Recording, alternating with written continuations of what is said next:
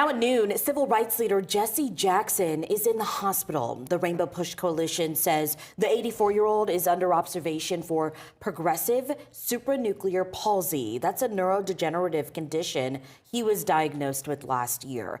Many people with it suffer from balance issues and an inability to aim their eyes properly. Jackson rose to the national stage in the 1960s by advocating for racial equity, economic justice, and voter rights. He worked closely with Reverend Dr. Martin Luther King Jr. and was considered one of his proteges.